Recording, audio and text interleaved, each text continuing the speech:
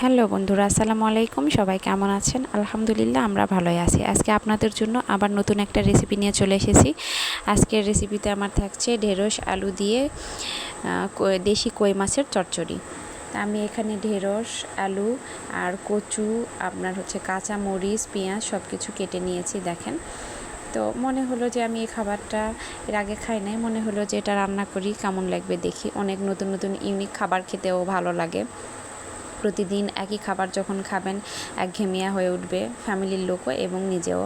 তা আমিও চাই আমার মেয়েটাকে একটু অন্যরকম খাবার দিতে। ওই তো সবজি তেমন একটা খেতেই চায় না, তারপরেও বিভিন্ন রকমভাবে খাওয়ানোর চেষ্টা করি।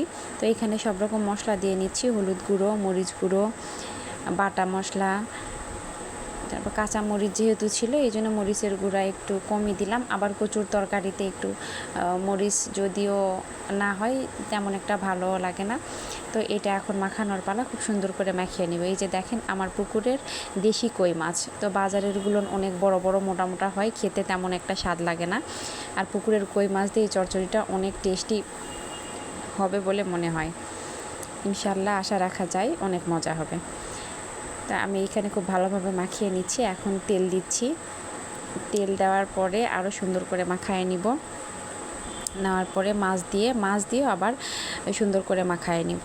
মাখিয়ে নিয়ে এখানে বেশি পানি দেওয়া যাবে না, কেননা ঢেঁড়সও লালপা বের হয়, আবার কচুতেও থাকে এরকম লালপা। তো বেশি পানি দিব না, হালকা একটু হাত ধোয়া পানি দিয়ে মিডিয়াম আঁচে এটা রান্না করে নিব।